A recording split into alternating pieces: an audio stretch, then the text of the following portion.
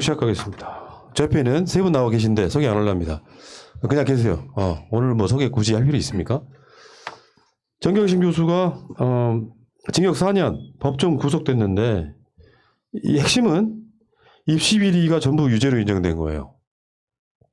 근데 이 전방송 끝내고 이것들을 쭉 훑어봤는데 뭐 이런 개 양아치 같은 판결이 다 있어요. 정말 사찰당하고 있는 것 같죠. 핵심 한번 볼까요? 핵심? 네. 핵심이 뭐냐면은 일단 표창장 위조가 사실이라는 건데 재판부가 한 말이에요. 딸 조민 씨가 2013년 6월 서울대 의전원에 2014년 6월 부산대 의전원에 지원할 때는 자기소개서에 동양대 총장 표창장을 받은 사실을 기재하고 증빙 자료로 제출하기로 했는데도 2013년 3월 28일 차의대 의전원 지원 때는 자기소개서에 동양대 총장 표창장을 기재하지 않고 1차 표창장을 내지 않았다. 이것이 위조했다는 증거라는 거고요. 결정적인 거. 최성해 동양대 총장이나 어학교육원 직원이 최우수 봉사상이라는 표창장을 본 적이 없다고 진술한 점을 종합해 보면 2012년 9월 동양대에서 1차 표창장을 받은 사실이 없다. 그래서 위조라는 거고요. 미친놈이에요. 내가 볼 때 이 재판자가 내가 욕이 안 나올 수가 없어. 예. 재판은 증거로 하는 거지. 지가 정황 증거를 갖고 와가지고 여기에는 표창장을 냈고 저기는 안 냈으니까 이게 가짜라는 이야기지. 지금. 다음에 더 열받는 게 이런 겁니다. 조민 씨 이름 옆에 주민등록번호 전체가 기재되어 있는데 동양대 다른 상장에는 수상자 주민번호가 없고 피고인이 허위로 작성한 연구활동 확인서 등에만 조 씨의 주민등록 전체가 기재되어 있는 점. 이거 되게 열받는 게요. 그 조민 씨 그 표창장 안에 주민등록번호가 기재되어 있는 그 양식이 다른 사람한테도 발견이 됐고 그렇게 발급한 적이 있다는 증언까지 있었어요. 최성의 말만 믿고 이 상장 서식 자체가 가짜라고 말하는 것도 이 판사의 완전히 개지랄인 거고요. 뇌피셜이죠. 실제로 그게 온라인상에 공개된 적이 있습니다. 그러니까 좀 더 정확히 말하면 동양대에는 표창장 확실히 정해진 양식이 없었어요. 몇 개를 갖다 같이 썼다고. 그러니까 그 재판에서 재판장이 주장이죠. 이거는 사실 뭐 어떤 그 증거에 의해서 확인된 것도 아니고 검찰이 그 범죄를 입증하는 거에도 실패했잖아요.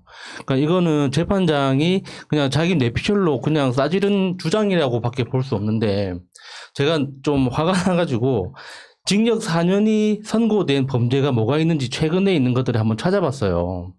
제일 먼저 발견된 게 70대 노부부 숨지게 한 음주 모면허 50대 운전자 징역 4년 6개월 나왔습니다. 그리고 이별 통보하고 휘발유 뿌리고 성폭행하고 감금한 남성 징역 4년 나왔습니다. 회원 100만 명 소라넷 운영자 징역 4년 나왔어요. 어떻게 받아들여야 됩니까?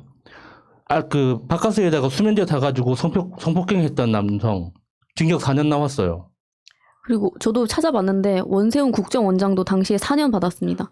이거 어떻게 받아들여야 됩니까? 그러니까 재판장이 정경심 교수의 그 혐의들을 착각이든 고의든 유죄로 판단했다고 쳐요. 그게 징역 4년감입니까? 그러니까 양형이 너무 과하다는 것도 이제 이야기 다시 해보겠지만 지금 내가 봤을 때는요. 처음부터 재판이 계속 진행될 때마다 임정엽 판사 등의 판사 리스크가 있다고 이야기했던 이유는 판사가 자꾸 변호인한테 어그로 끄는 질문을 하고 그런 식으로 해서 뭔가 정경심 교수 측이 무죄를 입증하려고 하면 그거를 제지했던 바로 그런 판사입니다. 임정엽 판사를 검사들이 사찰했던 3평이 있어요. 그것부터 보고 이야기해야 설명이 쉬울 것 같습니다. 임정엽 판사의 3평 한번 보겠습니다. 그냥 웃겨요. 다른 걸 떠나서 임정엽은 여론에 민감한 실제로 이 재판은 윤석열의 사활이 걸린 재판에 가깝습니다. 그래서 주관이 뚜렷하다기보다는 여론이나 주변 분위기에 영향을 많이 받는 판사예요. 간단히 말하면 법조 카르텔이라는 게 있잖아요. 검사들한테 잘못 보이면 이 사람 변호사 하기도 힘들어지는 상황에 처음부터 재판을 이렇게 진행했던 사람에 가깝습니다. 결정적으로는 진짜 그러니까 이 여론이라고 하는 게 검사 세계에서 정경심 교수의 재판이 무죄에 가깝게 나오면 판사가 가장 먼저 타겟이 될 수밖에 없었던 바로 그런 자예요. 그래서 재판 진행을 상당히 불공정하게 진행했던 게 사실인데 이제 굳이 말하자면 이런 측면이 있다고 생각합니다. 우리가 항상 하는 이야기 중에 하나죠. 재판을 받으러 갔는데 검사나 판사가 가장 중요하게 보는 게 죄를 인정하고 반성하냐 하나예요. 근데 진짜로 죄를 짓지 않은 사람은 내가 죄를 진 적이 없다고 계속 항변할 거 아니야. 예. 요거를 판사가 판결을 할 때 어떻게 보느냐. 아, 이 사람이 진짜로 억울한가를 보는 것이 아니라 처음부터 시작할 때부터 이 사람 죄가 있는데 거짓말로 자기가 죄가 없다고 말하네. 요거 다른 말로 말하면 괘씸죄예요. 그러니까 지금 임정엽 판사의 이런 판결들은 사실 괘씸죄에 가깝다.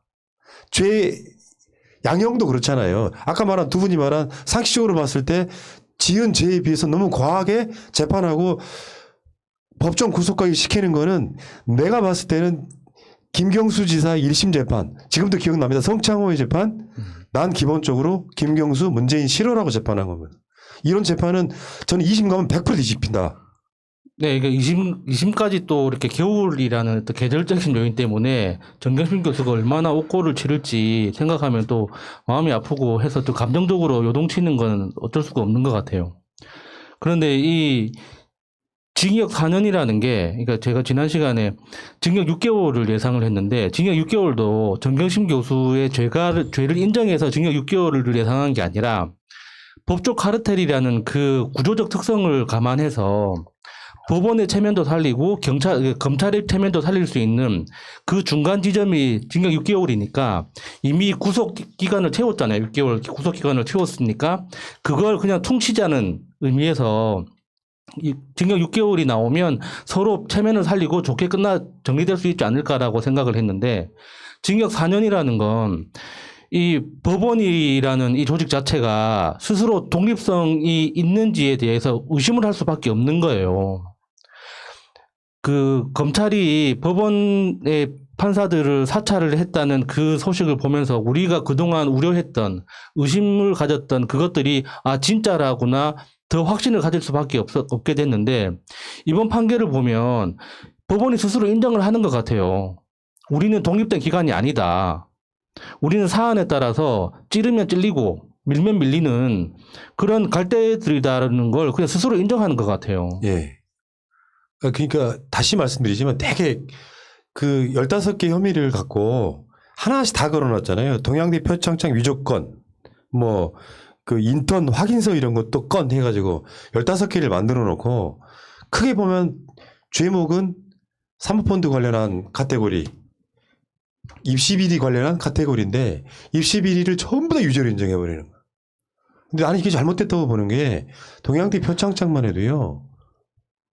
검찰이 원본을 갖고 와야 되는데 우리가 지난 방송에서 좀 비슷한 이야기를 했어요. 예. 원본이 없는 한 이건 유죄 입증될 수가 없다. 그랬더니 최성의 말 나는 그런 표창장을 준 적이 없다와 동양대에서는 이런 형식으로 표창장을 주지 않는다. 사실은 그 두 개를 가져와 가지고 나중에는 다른 건 정황 증거. 다른 학교에는 냈는데 여기 뭐 다른 학교는 안 냈는데 뭐 여기는 냈다라는 식으로 해가지고 유죄를 짜맞추게 하는 거예요. 근데 다시 말씀드리지만 그런 표창장 서식이 조민 씨 건 말고도 발견된 게 여러 개 있단 말이에요.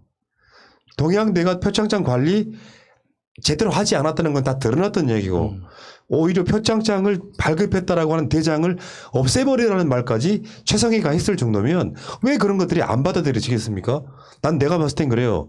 재판장 자체가 처음 재판 시작할 때부터 어떻게든 간에 이거 윤석열 체면 살려줘야 되는 재판이라고 인식했을 가능성이 매우 높다라고 생각을 합니다. 근데 판사가 어떤 객관적 증거에 대해서 판결을 내리지 않고 이렇게 세평에 의해서 좌지우지 된다면 그런 사람을 굳이 국가보고시를 치러 가면서 판사를 뽑아줘야 되나요? 그냥 언론 이렇게 검색해보고 아 분위기가 이렇네? 이렇게 판결해도 되겠네? 라고 한다면 굳이 그 사람을 판사로서 대우를 해줘야 되고 재판 시작할 때 굳이 우리가 일어나서 인사를 해야 되고 그런 대우를 해줘야 되냐고요. 이게 너무 웃기고 그런 특성을 알기 때문에 검찰에서도 세평을 수집을 한 겁니다. 당해도 싸다고 생각이 들고요. 동양대 표창장 서식 같은 경우에는 이런 학교들, 그러니까 대부분의 학교가 그렇습니다. 서식이 여러 가지예요. 회사에서 주는 서티피케이션도 서식이 여러 가지라고요. 이거는 객관적인 증거가 될 수 없다고 생각하고 그렇게 치면 최성애의 직인 찍는 법 그 방식에서도 어떤 데는 교육학 박사, 어떤 데는 동양대 총장 뭐 이런 식으로 나오는 것도 본인이 어떻게 설명할 것인지에 대해서 어떻게 설명한 것인지에 대해서 판사는 판단을 해야 되는데 그걸 하지 않고 지금 이 선고가 나온 다음에 최성애가 중앙일보하고 단독 인터뷰를 했습니다. 정경심 구속에 이런 게 진실이라고 생각한다. 진실은 살아있다. 최성애가 그런 소리를 했다고요? 네. 그러면 본인이 그 전에 했던 인터뷰 같은 경우에 자기는 뭐 표창장에 대해서 관리를 하지 않았다. 이런 인터뷰는 또 본인의 말을 또 뒤집는 거예요. 어지러운 세상에 판사님께서 사실을 바로 볼 수 있는 눈을 가졌다는 게 감사할 따름이다. 아니 최성의 말이 판사가 정경심 유죄를 입증하는데 중요한 도구로 쓰여요. 아 이게 미친놈들 이거 그러니까 냉정하게 따지면 2심에서 뒤집힐 가능성이 매우 높기 때문에 저도 그렇게 봐요. 차분히 기다리면 되는데 문제는 우리가 정경심 교수란 그 개인의 건강 상태에 대해서 어느 정도 알고 있잖아요. 그러니까 감정적으로 그냥 우리 기다려보자 하고 말하기에는 너무 미안한 거야. 조국 교수한테도 그렇고 조국 장관한테도 그렇고 정경심 교수한테도 그렇고 지금까지 겪은 고초만으로도 충분히 차고 넘치는데 이 추운 겨울에 다시 옷걸이를 차려야 된다는 것 자체가 그러면 그런 고통에 대해서는 나중에 어떻게 보상받을 거냐고요. 이게 지금 유죄 판단이 2번 나왔잖아요. 유죄 판단이 나왔는데 이미 6개월 구속 기간 채운 거 하고 지금부터 오늘부터 시작되는 그 수감 기간 포함하면 나중에 법원에서 어떻게 무죄를 선고하냐고요. 그거 무죄가 선고 나왔을 때 그거를 행정적으로 또 그 보상을 해줘야 되는데 그 엄청난 그 법 재판이 다시 시작돼야 되는데 법원으로도 그렇고 법원에서도 그렇고 행정부 입장에서도 서로 부담스러운 과정이란 말이에요. 그러면 그걸 누가 어떤 식으로 보상을 할 거냐고. 저 임정엽 판사 사진 있잖아요. 아까 그거 한 5분만 계속 띄워주세요. 우리 얼굴 별로 내밀고 싶지 않고요. 임정엽 사진을 계속 좀 띄워주세요. 아니, 언론에서도 지금 보면은 얼마 전에도 얘기를 했지만 김건희에 대해서 살 좀 빠졌다고 지금 뭐 종편이나 여기저기서 엄청 때려대잖아요. 근데 지금 정경심 교수 같은 경우에는 지금 수술도 했고 엄청 몸이 안 좋은 상태인데 여기에 대해서 일부 언론은 모자이크 처리도 하지 않고 그런 사진들을 내보내고 그 교수님에 대한 개인적인 입장이나 이런 거에 대해서 전혀 다른 언론이 없더라고요. 그리고 내일 제가 목요일 날에 나경원 추가 고발하고 최성원 사학 비리에 대해서 엄벌 촉구하는 규탄을 하러 가거든요. 근데 마침 또 이게 오늘 이렇게 나오고 나니까 정말 피가 거꾸로 솟는 듯한 느낌이 들더라고요. 그리고 여기서 보면 재판부에서 실제 총장 직인 날인이 된 게 아니라는 사실을 알 수 있다는데 뭘 보고 알았는지 도대체 설명이 있고 왜냐면 검찰에서 그렇게 자기들이 그거를 다시 위조하는 방법을 찾아보려고 했는데 입증된 게 아무것도 없었잖아요. 근데 어떻게 이런 판결이 날 수 있는지 전혀 이해할 수가 없습니다. 그러니까 아까 이야기했잖아요. 원본 표창장이 없기 때문에 그걸 유죄 입증할 방법은 없다고 이야기를 해왔더니 임정엽 얘는 새로운 방법을 찾아낸 거야. 기존에 동양대에는 그런 서식이 없다. 여기 중요하게 위조의 증거로 쓰였는데 여기에 대해서 그 당시 동양대에서 주민등록번호가 들어간 이 표창장이 발견돼서 공개된 사실들이 있습니다. 이게 말이 되는 소리입니까 이게? 그러니까 다시 말씀드리지만 위조를 사실상 했다고 해도 난 그렇게 가정하는 걸 싫어하지만 했다고 해도 검찰이 유죄를 입증할 방법이 없었어요. 예. 근데 서식이 달라. 최성애도 그렇게 말했어. 이게 중요한 유죄 입증의 증거가 돼버렸단 말이에요. 이게 무슨 재판입니까? 그러니까 가정 하나를 추가해서 위조했다는 사실을 인정을 하고 검찰이 그걸 입증하지를 못했지만 증명하지를 못했지만 증명했다고 치더라도 그 범죄라는 유죄 혐의라는 그 범죄가 징역 4년이라는 건 정말 이건 해도 너무한 거거든요. 어떻게 음주운전 사망사고하고 똑같이 나옵니까? 그게 말이 되냐고요. 성폭행범하고도 똑같이 나올 수가 있냐고요, 그게. 이게 보통 위조라는 것에서 그러니까 사문서 위조라는 게 보통 경제적 이익이 달려 있는 수표나 계약서나 잔고 증명서나 이런 것들을 사문서라고 하는 거지 표창장은 사실 법적으로는 사문서로 취급하지도 않는 거예요. 근데 그 사문서라고 법원이 억지로 그 정의를 끌고 와가지고 표창장도 사문서다라고 치고 그 다음부터 논리를 전개해 나가서 이 사문서 때문에 굉장히 많은 이익을 취했지만 경제적으로 어떤 이익을 취했는지는 법원도 말을 못하고 있거든요. 단순히 뭐 좋은 대학교에 입학했다, 뭐 더 좋은 경력을 뭐 만들어냈다 이런 방식으로만 이야기를 하지 법원이라면 이 사문서를 바탕으로 해서 얼마만큼의 경제적 이익을 취했다라고 서로 확인을 해줘야 돼요. 근데 그런 것도 없는데 그게 어떻게 재판입니까? 예. 그러니까 다시 말씀드리지만요. 이 사법 카르텔 사실은 뭐 검찰도 사법부에 가까운 영역이기 때문에 그렇게 표현하지 않습니까? 윤석열의 체면 살려준 재판 이렇게 결론을 내리는 게 맞고요. 임정엽은 그러니까 변호사 개업하면 굉장히 많이 도움을 받겠어요. 이렇게 판결하는 건 사실 우리 보람님이나 마차님도 판결이 가능합니다. 재판은 증거에 입각해서 하는 거야. 근데 판사가 증거가 없는 가운데 정황을 가져와 가지고 이 전부 유죄. 말하자면은 이게 입시 비리 관련한 것은 사실상 전부 다 유죄를 때렸단 말이에요. 예. 뭐 인턴 증명서 발급하고 이러는 부분들이 있어가지고 정말 어처구니가 없는 게 이런 판결은 누구나 할 수 있다니까. 그러니까. 이런 사람들을 왜 우리가 사회적 지위 같은 것들을 보존해줘야 되냐고, 대우를 해줘야 되냐고. 그러니까 판사가 검찰에 휘둘려도 싸다는 소리를 들을 만큼 존재적 가치에 의심을 품을 만한 일입니다. 저 같으면 내가 임정엽 판사라면 세 평이 이렇게 나왔다. 이게 언론에 다 뿌려졌다. 그러면 우리 판사들 그렇게 행동하지 않는다. 나 임정엽 이 세 평대로 이런 사람 아니다. 라는 걸 보여주기 위해서 오히려 객관적 증거를 가지고 올바른 판단을 할 것 같아요. 그런데 너무나 세 평이 정확하게 역시 그렇네. 이렇다면 앞으로 판사들의 모든 세 평 100% 맞는구나. 이 판사들 그 세 평에 따라서 이 사람은 이렇게 판결하겠지. 저렇게 판결하지. 100% 예측이 가능하다는 이야기예요. 그런 사람들을 왜 판사 대우를 해줘야 됩니까? 그러니까 이런 판사 있죠. 임정혁 같은 이런 판사들이 성장해왔던 과정을 보면 시야가 좁을 수밖에 없는 그 한계가 분명히 있긴 있습니다. 그래서 그런 부작용을 없애기 위해서 로스쿨 제도를 도입했고 지금 이제 그 판사로 임용되는 사람들은 대부분 변호사 경력을 가지고 나서 이제 그 다음 절차를 거쳐서 판사에 그 어떤 기용되고 있는데 지금 임정엽 판사 같은 이렇게 경력이 많은 사람들은 사법고시 시스템을 통해서 들어갔잖아요. 그러니까 소년급제를 한 사람들이에요. 20대 때 첫 번째 직장이 판사였고 자기가 만나는 사람들은 판사, 검사, 변호사밖에 없는 거예요. 그러니까 그 좁은 세계 안에서 자기에 대한 흉흉한 소문 이게 이제 자기를 평가하는 전부인 거죠. 그러니까 실제로 세평이라는 게 실질적으로 이 재판을 받았던 그 피고인들이나 원고들의 그 의견이 아니라 검사 변호사들의 의견인 거예요. 그러니까 실제로 국민들 시각하고 너무 다른 거죠. 예. 그러니까 지금 입시 비리 관련한 거는 다 유죄인데 저번에 재판 중에 검찰이 한 말이 있어요. 정경심 교수가 작성한 조민 씨의 이력은 모두 다 허위다라는 걸 그대로 받아들인 거예요.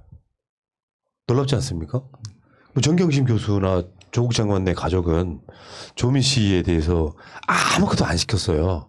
그래서 막 입시를 하려고 보니까 그때서야 모든 서류를 조작해냈다는 검찰의 주장이 100% 받아들여진 거예요. 이게 말이 됩니까? 조민 씨는 그냥 학교 다닐 때 아무것도 하지 않고 그 당시에 막 그 인턴이라든지 하는 그 열풍이 불 때 아무것도 하지 않고 이따가 입시 때가 되니까 모든 증명서를 다 조작했다는 거잖아요. 이게 상식적으로 이해가 돼요? 옛날에 조국 장관이 비판받았던 지점 뭐예요? 자기 자식만 막 입시 현장에서 막 뭐 특혜를 받게 만들어줬다 이런 식으로 해가지고 마치 다른 사람들은 다 했지만 조국 너는 그런 걸로 자기 자녀를 입시를 잘 보게 만들면 안 되는 거였다고 비판을 받았던 거거든요. 너무 많이 했다는 것 때문에 때문에 검찰은 정경심 교수가 조민 씨 모든 경력을 조작했다라는 것을 법원에 이야기했을 때 이거를 전부 다 유죄로 판단했다는 것 자체가 말도 안 되는 재판이고요. 그렇고 그리고 이제 그 사모펀드 관련해 가지고 일부 미공개 정보 이용 혐의, 범죄 수익 은닉법 위반 혐의, 금융실명거래법 위반 혐의 이거 다 유죄. 그리고 지금 무죄 나온 것은 업무상 횡령 혐의, 자본시장법 위반 중 거짓 변경 보고 혐의 이게 무죄 판결인데 사실 이 사건을 다시 한번 돌아가 보면 윤석열은 조국 민정수석이 법무부 장관이 되면 안 된다는 대표적인 이유로 사모펀드 관련해 가지고 어마어마한 비리가 있다. 조국은 민정수석이란 직위를 이용해서 지금 사모펀드를 굴리고 있다. 뭐 이런 것들이었거든요. 근데 사실 이 사건의 시작점 중에 하나는 사실상 뒤집힌 거예요. 그러니까 임정엽이 자기 마음의 양심을 걸고 차마 이것은 유죄를 줄 수가 없었던 것처럼 보입니다. 조국 장관이 바로 페이스북에 쓴 글이 있습니다. 이렇게라도 위안을 삼는 거죠. 속이 천불 날 거예요. 조국 장관 페이북 좀 보여주세요. 정경심 교수 1심 판결 결과 너무도 큰 충격입니다. 검찰 수사에 출발이 된 사모펀드 관련 횡령 혐의가 무죄로 나온 것만 다행입니다. 제가 법무부 장관이 지명되면서 이런 시련은 어쩌면 피할 수 없는 운명이 되었나 봅니다. 더 가시밭길을 걸어야 할 모양입니다. 즉각 항소해서 다투겠습니다. 재판은 증거로 하는 겁니다. 증거로 하는 거라고. 예. 지금 그 입시 비리 같은 경우는 판사의 뇌피셜로 답정 넣어 답이 정해진 상태로 지금까지 1년 넘게 끌어왔던 재판이 허무할 정도예요. 그런 재판에서 왜 다투냐? 처음에 기소되면 바로 유죄 때려버리지. 그러니까 임정엽 판사가 그 차명거래에 대해서 유죄를 인정함으로써 대한민국 대다수 주부들을 범죄자로 만들었습니다. 대한민국 그 경제권을 가지고 있는 굉장히 많은 그 어머니들이 계시잖아요. 보통 이게 그 프로포즈 할 때조차 경제권을 넘긴다는 걸 조건으로 프로포즈를 수락하는 여성들이 있을 정도로 그런 에피소드가 있을 정도로 많은 남성들이 경제권을 그 부인한테 넘겨놓고 그 부인이 남편의 계좌를 관리하거든요. 그러면은 임정엽 판사 논리대로면은 다 차명거래예요. 다 범죄자들이지. 그걸 이게 형식적으로 봤을 때 왜 네 계좌가 아닌 걸 가지고 거래를 했느냐. 결국에는 그 돈은 남편한테 나왔는데 왜 네가 거래를 했느냐. 이런 방식으로 이야기를 하면 대한민국에 범죄자가 아닌 사람이 없어요. 다 범죄자예요. 그러니까 임정엽 판사가 도대체 얼마나 귀가 얇은지 우리가 상상을 할 수가 없죠. 웃기는 놈이네. 상식 자체를 부정하고 있으니까. 요거 있잖아요. 그 3명의 차명계좌에서 6개, 차명계좌 6개를 이용해서 총 790회에 걸쳐 입출금을 하는 등 금융교리를 한 혐의, 금융실명제법 위반 이거 있잖아요. 여기 무슨 상황이냐면은 주식 사고 파는 연습한 거예요. 남의 계좌를 갖다가 뭐 자기 재산을 숨길 목적으로 차명 거래를 한 게 아니라 요거는 이 주식을 사고 파는 거를 좀 익숙하지 않은 사람들이 이런 것을 갖다가 서로 연습하는 과정에 생기는 것들 있잖아요. 10,000원 넣고 빼고 하는 것들. 요걸 전부 다 금융실명제법 위반 이렇게 유죄로 인정. 재산 내역을 은폐할 의도가 있었다고 본다. 퍽이나 씨발 진짜 아유.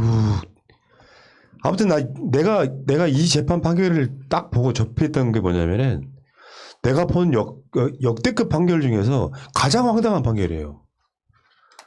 오히려 김경수 1심 재판이 오히려 양반으로 느껴질 정도의 판결이에요. 그러니까 그 법원의 적폐라는 게 얼마나 심각한 건지 계속 드러나고 있는 것 같아요.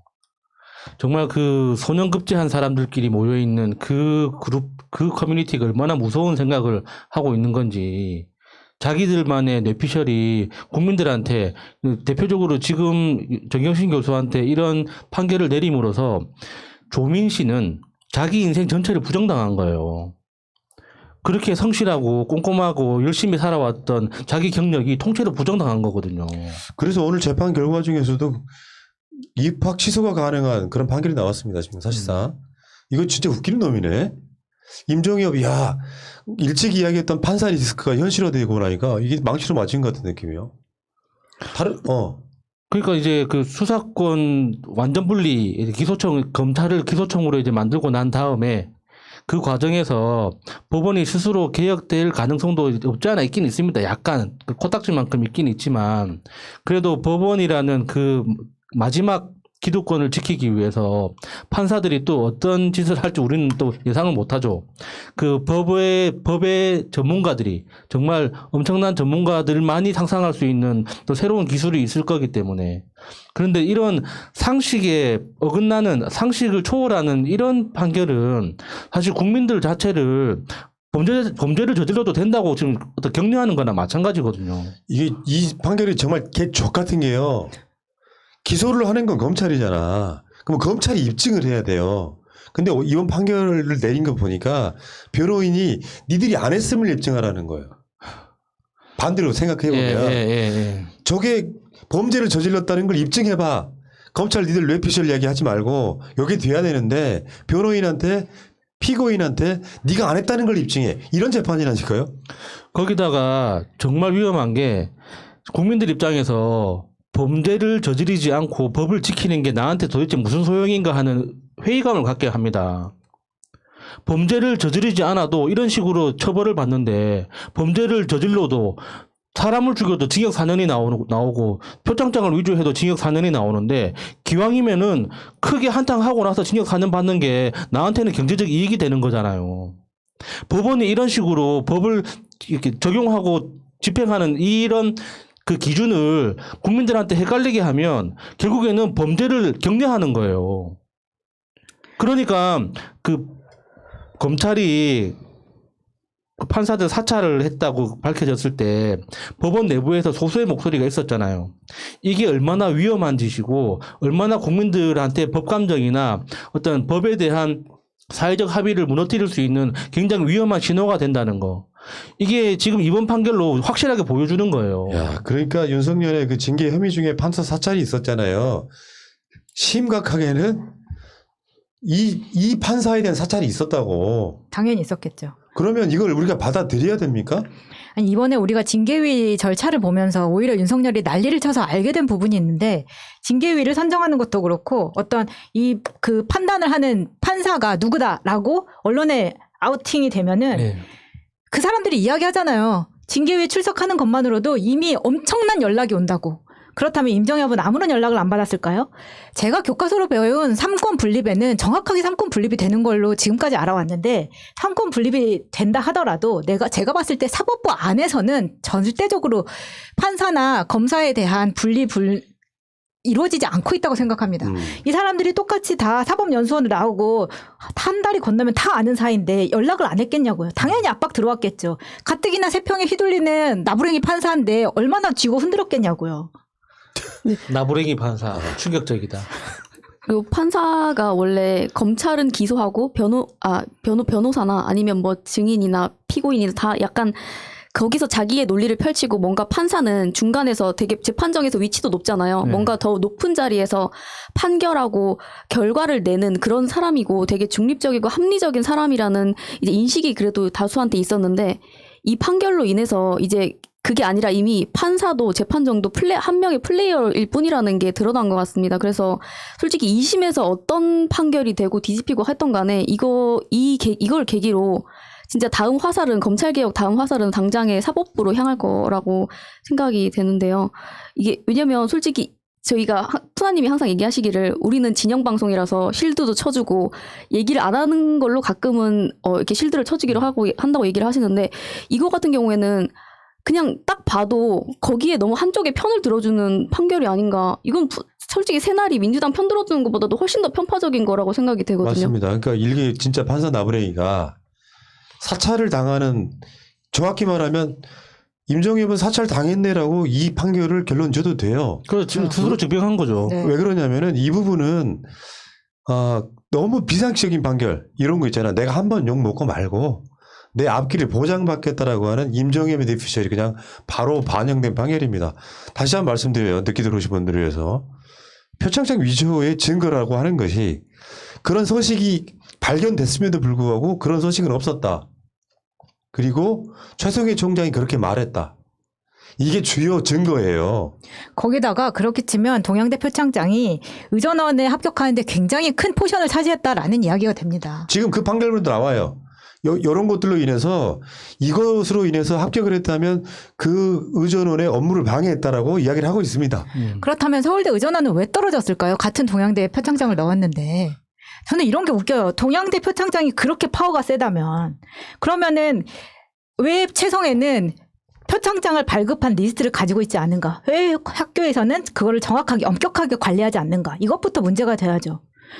동양대 표창장이 그렇게 대단한 것이었다면 한영외고를 졸업하고 고대 그러니까 어떤 명문 대학에서 또다시 의전원을 가려고 했던 사람들 모두 다 동양대 표창장을 원했을 것입니다. 근데 그 부산대 의전원에서 분명히 밝혔잖아요. 그런 자원봉사 관련된 표창장은 제출 서류 심사 대상 자체가 아니었다고. 그러니까 부산대 의전원의 업무를 방해했다는 그 법원의 판단 자체가 말이 안 되는 거예요. 그 당시에 그런 식으로 인턴 활동, 사회봉사 활동 이런 것들을 많이 해가지고 각 학생들마다 자기소개서에 수도 없이 많이 집어넣었던 것들 중에 하나. 여러분들은 동양대 표창장이 대한민국 사회를 이렇게 좌지우지할 영향력이 하나도 없음에도 불구하고 동양대 표창장 위조라고 하는 것에 대한 큰 이미지 하나 때문에 재판은 중에서 굉장히 많이 다투긴 했습니다만 이 부분에서 검찰이 동양대 표창장이 위조됐다는 증거를 제시를 못했는데 판사가 이러이러한 정황으로 보니 위조가 확실하네라고 판결 내리는 게 이게 사람 새끼예요 이게. 그러니까 회사에 이력서 쓸 때 보면은 자격증 내라고 하면은 운전면허증 내는 애들이 있어요. 운전면허증 자격증으로 쳐주면서 가점 줍니까? 그거랑 똑같은 거예요 지금. 그리고 만약에 이게 4년 만약에 받는 게 맞다고 하면 최성애 같은 경우에는 사학 비리를 별개로 하고서라도 본인의 경력과 학력 위조한 거에 대해서 지금 몇 년을 살아야 되는지 모르겠습니다. 야 진짜 아니 그러니까 지금까지 판사 리스크가 있네요 이야기를 해왔고 원칙적으로 말하자면 정경심 교수는 100% 무죄가 아니더라도 무죄에 가깝다라고 결론을 내려왔던 것은 일반 보통 사람들의 상식이었어요. 네. 근데 지금 아까 말한 것처럼 양형 징역 4년을 때리는 이건 호연직이라고 해야 되니 아니면 공포심에 쩔어 있는 판결이라고 해야 되니? 저는 무지한 거라고 생각합니다. 그 변호사업계에서 그런 이야기를 하잖아요. 뭐 검사 뭐 몇 년이면은 민법을 모르고 뭐 검사 10년이면 형법을 모르고 검사 20년이면은 법 자체를 모른다고.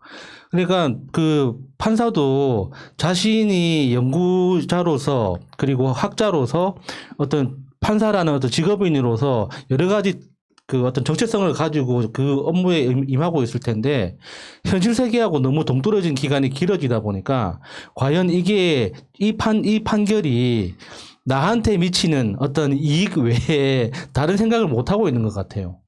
그러니까 나를 평가하는 사람은 법조계에 있는 그 주변 그 전문가들 외에는 나를 어떻게 바라볼지에 대한 그 상상력 자체가 완전히 거세된 거죠. 진짜 무서운 거예요, 진짜. 네, 전문가들한테 이런 권력이 주어져 있다는 게. 사실 판사가 되려고 한다면 그 사람의 자질에 대해서 다시 한번 생각해 봐야 된다고 생각합니다. 이게 무슨 시험을 잘 봐서 되는 게 아니라 본인의 사생활을 완전히 노출시킬 각오가 되어 있는가. 그러니까 이 사람이 중요한 판결을 놔두고 혹은 그냥 재판을 앞두고라도 어떤 누구와 어떤 통화를 했는지 몇 분을 했는지 누구와 했는지를 다 오픈할 수 있어야 되고 이 사람의 동선 또한 다 오픈할 수 있어야 된다고 생각하면 그만한 각오를 가진 사람이 판사가 되어야 되지 임정혁처럼 이렇게 판결을 내린다면 도대체 다른 솔직히 객관적이고 청렴하게 판결을 하는 판사들은 왜 아무 소리 안 합니까? 이 사람이 지금 이런 판결을 했다고 세평에 따라서 판결을 했다고 열받는 판사들이 일어나서 한마디라도 해야 되는 일인 거예요. 이게 이제 그 사법부의 폐쇄성 이런 부분인데 결론적으로 봤을 때는 뭐 AI 도입하라 이건 좀 현실적으로 힘들고요. 배심원제로 가야 되는 것이 정확하게 드러난 사건 중에 하나라고 생각해요. 판사가 지가 뭔데 어떻게 한 사람 인생을 이렇게 좌우를 해버립니까?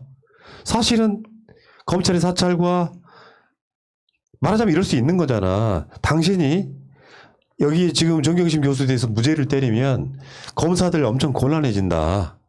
이 영향을 받을 수밖에 없는 나라에서 그 상황을 만들어 놓고 판사 한 명한테 모든 시선을 쏠리게 만드는 판사의 입에서 무슨 말이 나오는지가 중요해지면 안 되는 거예요. 판사를 아무리 사찰해도 배심원들이 판결을 내릴 수 있게 판사는 그걸 도와주는 역할만 하게끔 만들어주지 않으면 이런 사건, 재판 이런 결과 무지하게 나올 거라고 저는 생각해요. 예를 들면 일반 평화시에는요.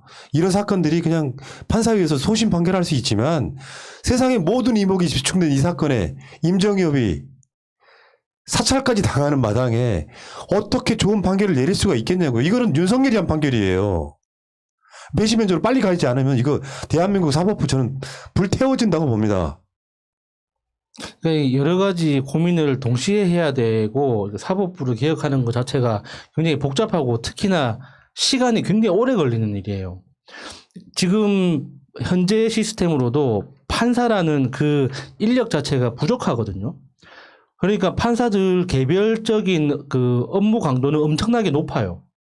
그래서 그걸 어떤 식으로든 그 업무 강도를 낮추기 위한 어떤 제도적인 장치를 고안을 했지만 그게 적용되려면 아직도 5년 정도는 남았어요. 그러니까 로스쿨이 처음 도입되고 나서 그 로스쿨 졸업생들이 그 변호사 시험을 합격한 다음에 그 5년 이상의 경력을 채우고 변호사 경력을 가진 사람이 판사로 임용되고 이 과정을 거쳐서 판사로 임용된 다음에 또 이제 그 시용 판사라고 하죠. 그 처음 경력부터 이제 그 주심 판사가 되기 위해서는 또 10년 정도의 경력이 필요해지는 거잖아요.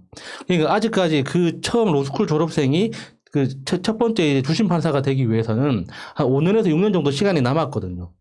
그러면은 지금 현재 주심 판사나 어떤 뭐 재판장 어떤 그 경력을 가지고 있는 사람들이 퇴직하려면 또 엄청난 10년, 15년 정도의 시간이 필요해진단 말이죠. 그러니까 그 과정에서 이런 불합리한 판결을 방지하기 위해서는 저는 지금 현실적인 도구는 공수처밖에 없다고 봐요. 그래서 공수처가 지금 빨리 제대로 정상적으로 작동하기 시작하고 이게 과연 이렇게 비합리적이고 비상식적인 판결이 나오는 그 이면에 어떤 것이 있는지를 많은 사람들이 서로 감시하고 고소하고 고발하고 이런 과정을 통해서 서로 조심하고 견제하는 것 말고는 지금 현재 상태에서는 좀 빠른 시간 내에 효과를 낼 수 있는 방법은 좀 힘들다고 봅니다. 예. 다시 한 번 말씀드리지만 제가 살아오면서 여러 가지 판결들을 봤지만 이런 판결 처음 봅니다. 네. 다시 말씀드리지만 그 김경수 지사를 법정 구속했던 성창권 판결보다 더 웃긴 판결이 나왔어요. 입시비리 모두 유죄. 그 윤석열 면 좀 세워줘. 당신은 여론에 굉장히 중요하게 생각하는 판사라며 윤석열 면 좀 세워줘. 그 판결이에요. 네. 재밌네요. 물론 이 부분은 저는 제가 봤을 때 소신 있는 판사가 저는 2심에서 뒤집어 줄 거라고 봐요. 전부 무죄는 아니더라도 상당 부분 표창장이라든지 하는 부분은 상당 부분 무죄가 날 수밖에 없는 그런 판결을 지금 일단 1심에서 한번 질러 놓은 거예요. 저쪽에서 이제 국민의힘 쪽에서 뭐라 그랬냐면 윤석열이 옳았네. 이러니까 판사는 한 사람한테 모든 리스크를 지어주면 안 되는 겁니다. 일단 그 이야기는 여기까지 하시고요.